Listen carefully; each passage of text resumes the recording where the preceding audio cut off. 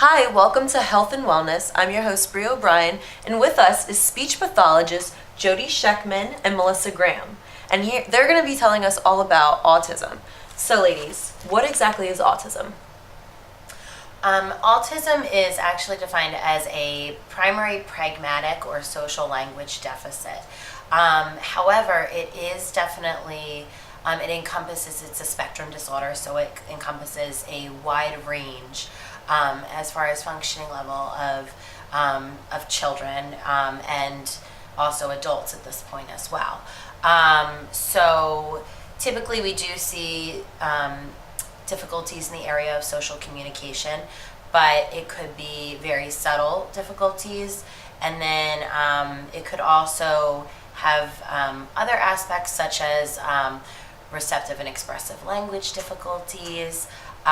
For some of our patients that we treat, they may be verbal or nonverbal, and it can also impact cognitive abilities at times as well. Okay. It's not always the case, but sometimes it does.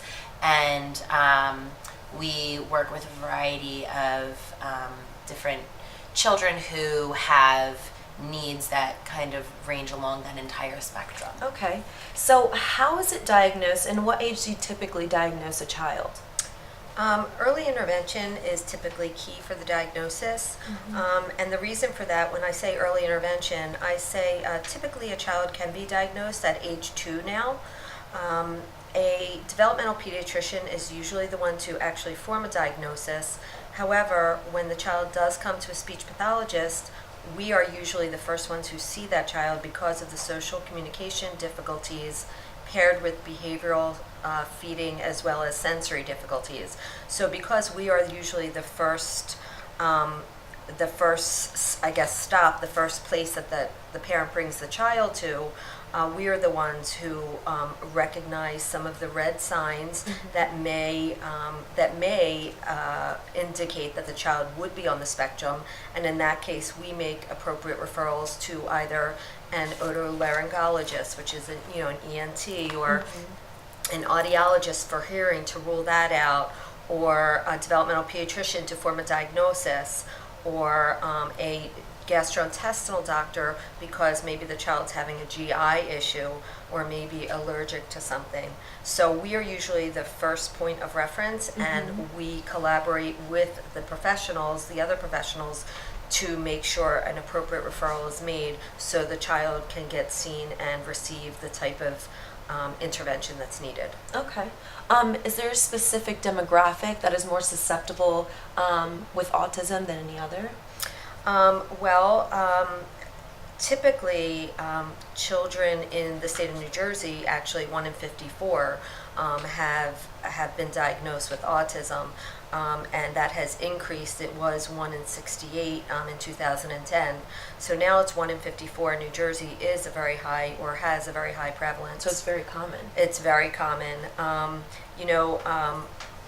From what I have read, research has indicated that the African American as well as Hispanic community, they don't have as many children diagnosed with autism, and some of the factors contributing to the lack of diagnosis is the fact that the children are not seen early enough or brought to the appropriate professionals. So therefore, they don't have a clear handle on exactly how it affects different populations. Okay. So if I already have a child with autism, what is the risk that the next child that I have will also have autism? Well, there's definitely an increased risk there. Typically, there's no guarantee that the next child will have autism, but there's definitely an increased risk once you have a child already with autism. Very often we do see, in families where more than one child does have an autism diagnosis. However, they might range in functioning level as well. So one child might be more severe than another child in the family. And then we also have, lots of families that we work with that only have one child with an autism spectrum diagnosis. And recent research has indicated that they're trying to target a specific gene that causes autism. And I know I have read recently that that is in the works, that they have found a possible gene link or genetic link, but I don't think it has been I don't think it has been clearly looked at from all angles right now. So it's not really I don't think out there as a public factor contributing, but I definitely know that that is something that they are looking at. Okay, so do we know what exactly causes autism? Because I know there's many theories out there that says maybe pesticides or the vaccines that we give our children, but is there a direct link? I think that that's a debatable topic from a variety of perspectives. I know parents swear by the fact that the children were communicating prior to receiving the MMR vaccine, and then after that, a couple weeks later, the child got sick and lost all of their skills. So there are many parents that attest to that. There are also parents who attest to having GI issues when the child was in utero during the first trimester, and then feeling that may have contributed to that as well. In addition to the genetic component, and probably, from what I've read, people are also assuming that genetically modified food may contribute as well. Anything else? There's also, in recent years, there's been some research done through Autism Speaks, and one of the things that did come out was a correlation between the father's age. Really? And yes, yeah. So there was a correlation between that. I don't think that there's been much more done in the way of research behind that, but initially there was a study that did come out that showed that there was a correlation. Okay. So what should parents and educators do if they suspect that their child is on the spectrum? Well, I really think that the parent knows their child best, and that if they go to a pediatrician or their primary doctor and they feel like there's a difficulty, and that doctor tells that parent that the child is totally fine, but there is still that inkling that that child may have some of those red markers that the parent heard about, it's important to pursue either getting your child help for communication needs, if that's the issue, occupational therapy, if sensory is the issue, if there's feeding issues, look for a speech pathologist who does feeding therapy, and look at those avenues for assistance, and then that therapist or that speech pathologist can actually guide that parent towards appropriate intervention services and the appropriate professionals for the child to receive the services that they are in need of. So I know there's no one type of autism. Every child is different. They may have exceptional abilities in visual skills, art, music. Can you explain to those that don't know what the spectrum is, what it means for your child to be on the autism spectrum? Absolutely. So there, again, as I had mentioned before, there is such a wide range of children with autism. So in terms of their individual needs, again, you might have someone that has more subtle social or pragmatic language difficulties. So maybe, they have difficulty with perspective taking or abstract thinking, or taking multiple perspectives. So typically that's something that is more abstract and higher level thinking skills. And, I think that there's that end of the spectrum, but then we also have, children that might have some more severe cognitive deficits, and who may or may not have verbal skills, and receptive and expressive language, can also be impacted. So it really just does depend on the individual child, and I think that's something that's very important when choosing a therapist and choosing a team of professionals to work with your child. So finding a good fit for your child and your family is definitely important. In addition, there's so many therapy techniques out there to address the various areas of difficulty that each of the children who might be on the spectrum are having. So we have for children that really need to focus on more basic communication skills, who may be nonverbal, who might need an augmentative communication device. Okay. That is, something that is pretty common within the autism population. And then we have ABA therapy, of course, which is evidence-based, and a lot of therapists that work with kids with autism definitely have a background in ABA therapy as well. I know I do, and Jodi does as well. And as well as behavior analysis. And behavior Okay. analysis. So we have that, and in addition, there are some other therapies that might be geared more towards abstract thought and perspective taking, such as social thinking. So there's a lot of resources and different types of therapies out there. And I think that finding what is best for your child and your family is definitely key. And again, that does vary so much, obviously with the child's individual needs. Okay. And how does autism progress throughout a child's life, from when they're a child to when they become a teenager, going through puberty and into adulthood? Well, usually when we first see a child, we might look at some of the precursory skills such as eye contact, reciprocal exchange of communication, play skills, and those kinds of things. As a child gets older, we might move more towards abstract thinking and more towards understanding, perspective taking. It's something called theory of mind, which is when you're taking really someone else's perspective and really understanding how someone else would feel in that situation and social problem solving.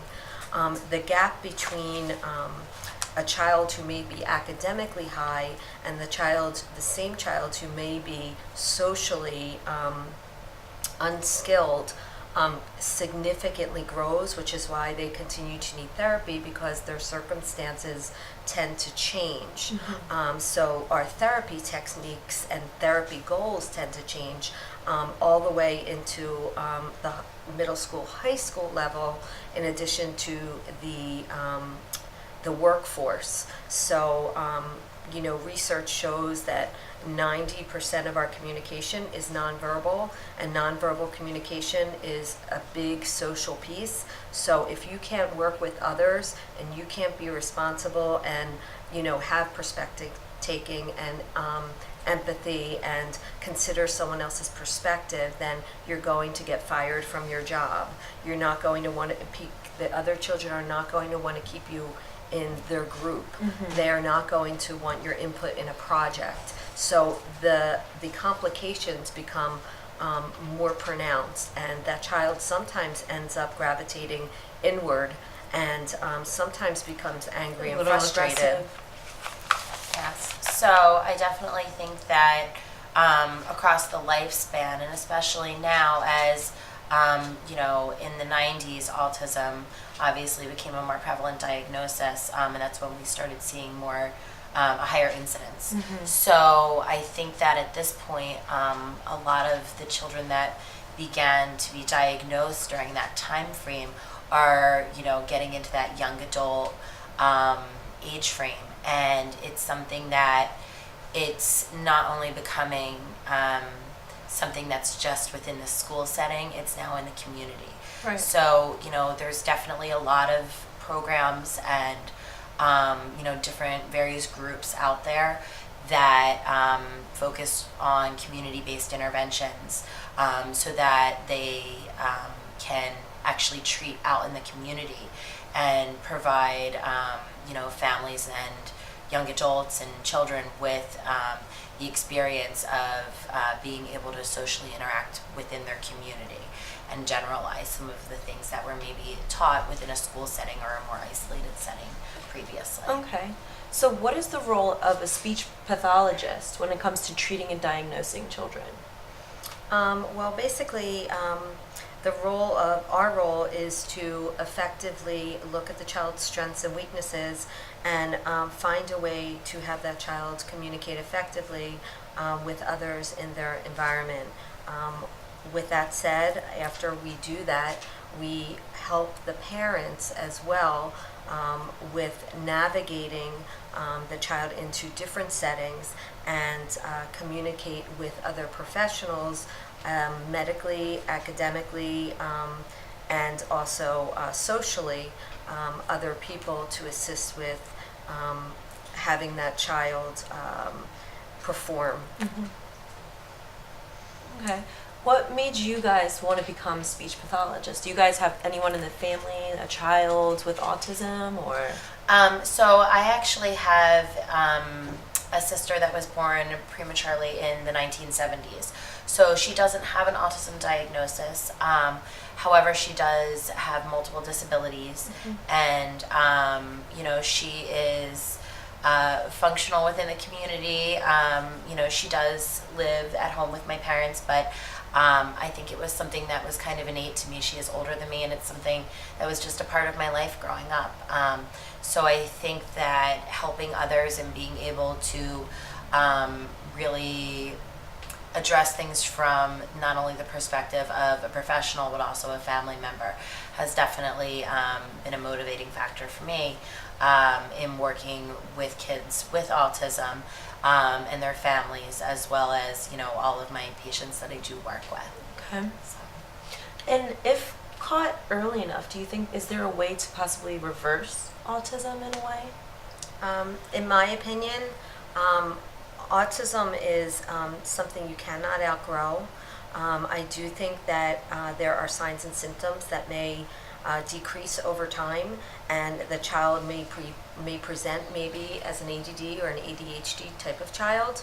I think that if a child has truly outgrown autism, they may have not been appropriately diagnosed to begin with. I do think that that a child's needs can change over time, but a child does not typically outgrow autism. Okay. Oh, no, go ahead. Sorry. I was just going to say also that in addition, it does depend on therapies. And again, I know Jodi had mentioned early intervention is so essential just to get your child what they need as early as possible for, long-term better outcomes. And I think in addition to that, being able to recognize throughout different stages as the child grows that a therapy may or may not be appropriate for the child, and that the therapy is adapting specifically to meet the child's needs. And I think that definitely helps the child and the family, grow and as a whole and show progress and improvement. Well, I want to thank you so much, Jodi and Melissa, for educating us on autism so we have a better understanding. And I want to thank you guys for watching. Again, my name is Bria O'Brien. Thanks for watching Health and Wellness.